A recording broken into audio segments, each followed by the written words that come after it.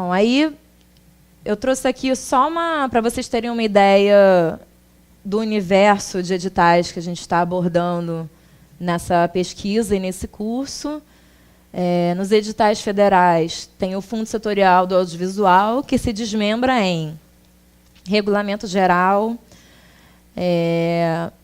Fundo de Suporte Automático e Seletivo, que são as linhas Prodav e Prodecine.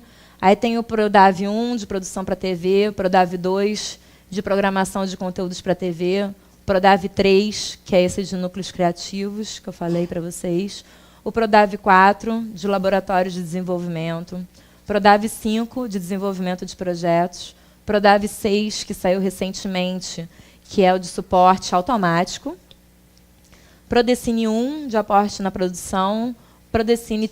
Aí eu pulei o Prodecine 2, porque ele é para distribuidora, mas a gente vai falar aqui rapidamente dele. Prodecine 3, comercialização, Prodecine 4, complementação à produção, e o Prodecine 5, para projetos de longa com propostas de linguagem inovadora e relevância artística, que também é uma novidade junto com as linhas de desenvolvimento do Prodav. Ainda em editais federais, tem os editais da Secretaria do Audiovisual, longa documentário, que foram os últimos dos editais lançados em 2013.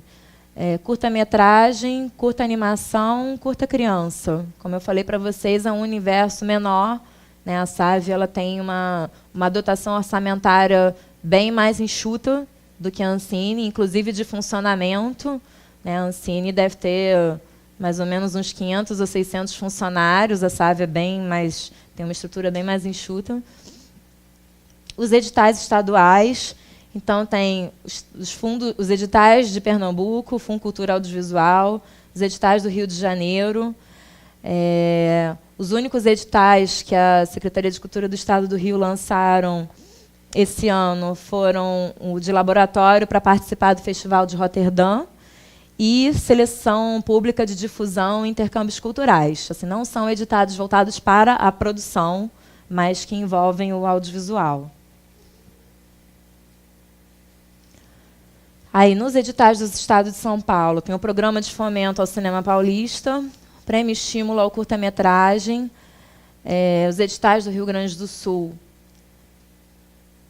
Aí faltou incluir aqui os PROACs que saíram na sexta-feira, mas que a gente vai falar amanhã, é conteúdo da aula de amanhã, fiquem tranquilos.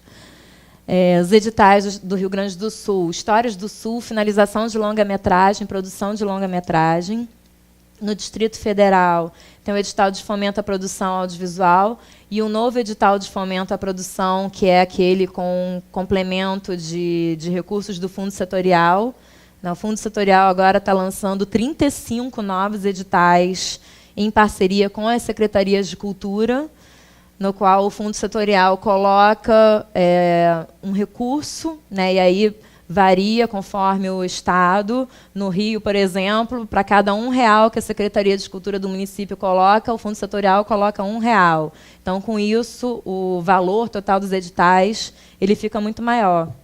Mas nos estados, esse percentual chega a 1,5 ou 2, que é também uma novidade, né, e que significa um estímulo para o desenvolvimento regional.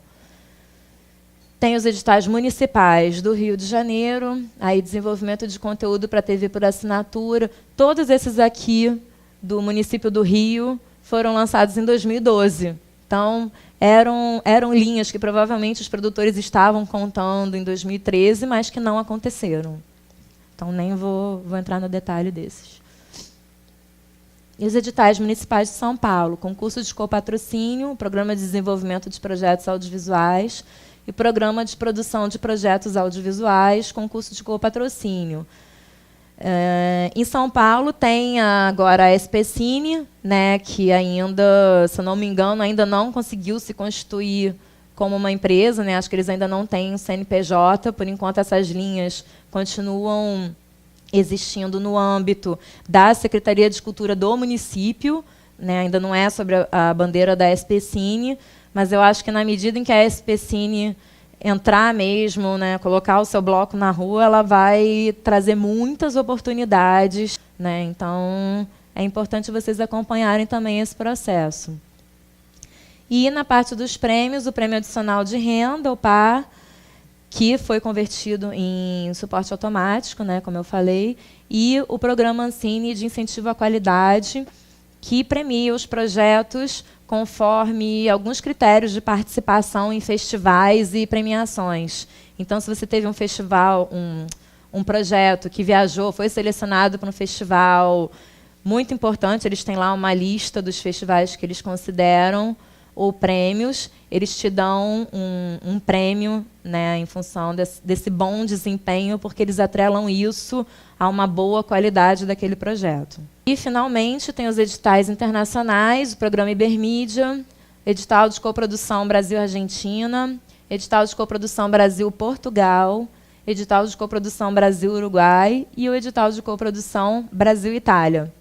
É possível fazer coprodução internacional com outros países que não esses. O Brasil possui vários tratados oficiais de coprodução internacional com países, e mesmo com os países com os quais o Brasil não possui acordo oficial de coprodução, é possível fazer uma coprodução internacional se você seguir as regrinhas da MP 2228, que eu vou mostrar aqui para vocês também. E, finalmente, os editais estatais, né? O BNDES Procult, que não chega a ser um edital, mas que tem... Você pode enviar projetos, eles recebem projetos em fluxo contínuo, então, até 2017, se eu não me engano, estão valendo as regras atuais do Procult, e o edital da Petrobras.